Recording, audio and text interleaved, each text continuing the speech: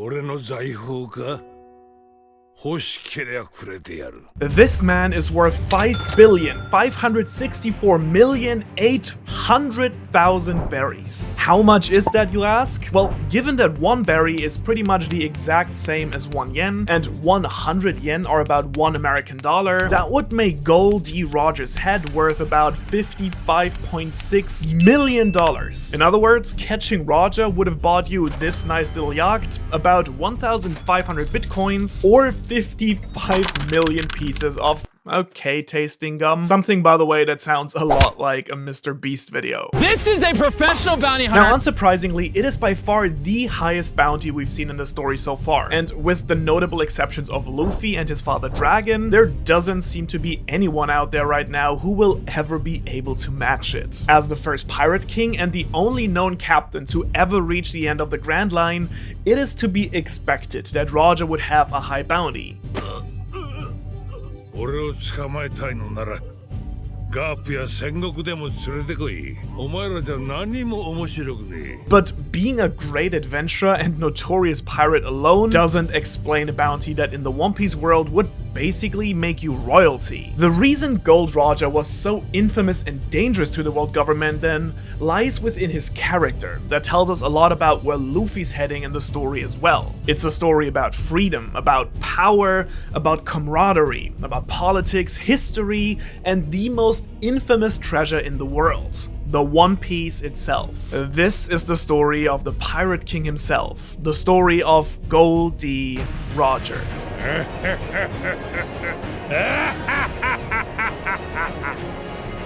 俺の財宝か。欲しけりゃくれてやる。探せ。この世のすべてをそこに置いてきた。 Roger's character was inspired by two real pirates, Olivier Levasseur, I hope that's correct, and Henry Avery. Levasseur became known for tossing a cryptogram from his execution platform into the crowd, telling everyone that the hidden message on it would lead them to his gigantic treasure that to this day has not been found. Now, this of course directly parallels Roger's legendary speech at his execution, but it also seems like a likely inspiration for the poneglyphs, stones written in a long-forgotten language that lead to the last island of the Grand Line, Laugh Tale, where the One Piece itself is hidden.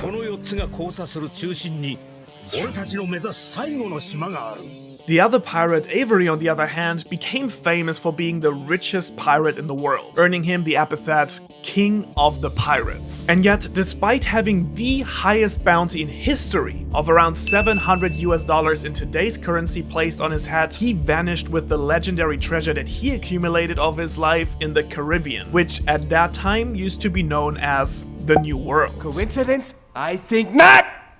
Avery was the inspiration for a new generation of notorious pirates, including Blackbeard, Bartholomew Roberts, Calcio Jack, Samuel Bellamy, and Edward Lowe, who all were children at the time. And I know what you're thinking now. Hey Ohara, this dude's nose looks exactly like a dong. Well, why do you think he became one of the most violent pirates of all time? Exactly, because of comments like that. Stop it. Roger's role within the story is extremely interesting in many ways. He quite literally is a legendary pirate in the sense that his tale is a story within the story. By doing so, Oda advances his own world building, introduces the inspiration for Luffy and many other characters, while at the same time drawing a number of parallels between the nested story of Roger and the main storyline of Luffy.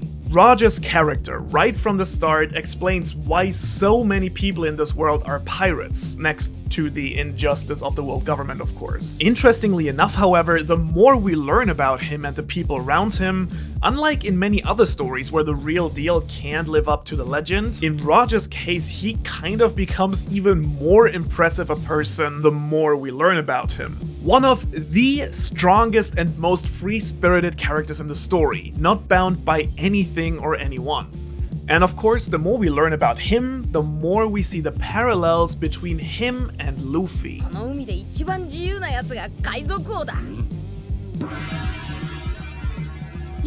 First of all, I think it's really interesting to see that the apparently unattainable goal that Luffy has at the beginning of the story, in other words, becoming Pirate King, has already been achieved by this other legendary character. In fact, all the things that come with this title that usually should be unique to the main character of the story have all been done before. Finding Laugh-Tale at the end of the Grand Line, learning the true history of the world, and discovering the biggest treasure out there. Literally from the get-go, we're being told that all of these things have already been achieved by some other dude 20 years ago.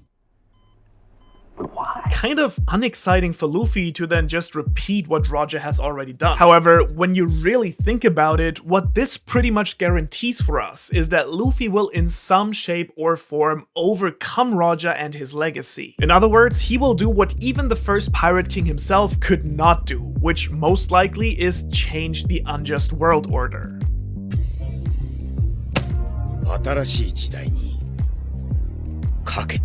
We actually know for a fact that while both Luffy and Roger share the same dream, this dream is not actually becoming Pirate King. That title didn't even exist before Roger in the first place. Rather, whatever this dream is, it will have something to do with the main theme of the story: freedom!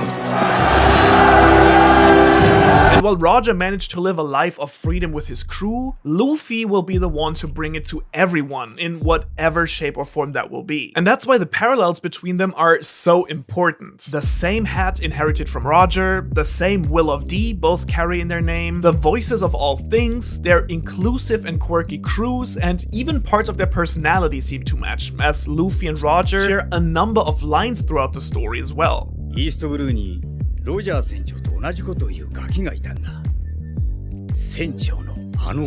Hell, when you look at Luffy as an adult, he even looks like Roger a bit. At the same time, of course, they aren't the same person. As we have seen throughout the Oden flashback in Wano, for instance, while similar, yes, Luffy and Roger are still definitely different people. And Luffy certainly is the tuned up version of some of the traits that made Roger so special in the first place. And as we now know, Roger was waiting for someone like Luffy to appear. Most likely, after abandoning his crew in anticipation of his death, he instructed his remaining crew to look for the one who could become the new Pirate King and finish what he couldn't. 誰かが生まれる。俺たちを超えていく。俺たちは早すぎたんだ。 Just think about it for a moment. Crocus and Rayleigh are both positioned suspiciously strategically at the entrances of both the Grand Line and the New World respectively, keeping an eye out for whoever enters. And when we meet both of them, they both go and make explicit comparisons between Roger and Luffy. And then of course there is Shanks, who surely didn't bet his arm on a little boy just on a whim. He is certain that Luffy will ring in a new age.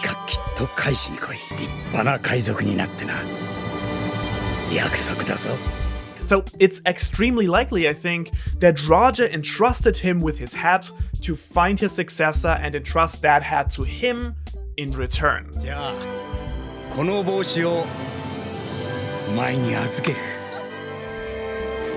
And this is pretty much already the very first reason that Roger earned himself this ridiculous bounty of 5.5 billion berry. Being the only known person in the story so far to reach Laugh-Tale and learn the real history, he possesses knowledge that the world government has actively tried to eradicate for centuries. And not in a nice, hey, let's all just not talk about it sort of way, but more as in, if you so much as try to learn just a little bit about the past, we will come with our magma psychopath and burn your whole damn island to the ground sort of way. As Rayleigh tells us, Roger and his crew learned about the true history, which without any other factors involved would probably already save him a top position on the bounty board. ロジャー海賊団船長海賊王ゴールド・ロジャー 55億6480万ベリー I mean, just look at what happened to Robin when she was not even a teenager. But on top of that, Roger had both the intent to act upon that knowledge and the power to actually do so. I mean, the guy clashed with anyone who's known to be strong in the story. Garp, Whitebeard, Kaido, Shiki, Big Mom, Rox himself. What a goddamn monster.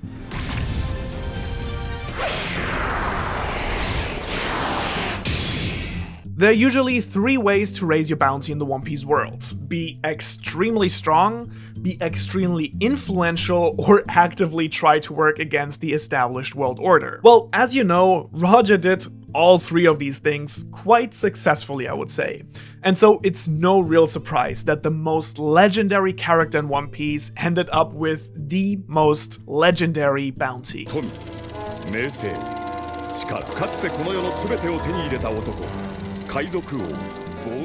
Now, if this wasn't enough legendary old guy for you yet, I strongly recommend you watch this video on Rayleigh or this one on Garb next. Thanks for watching.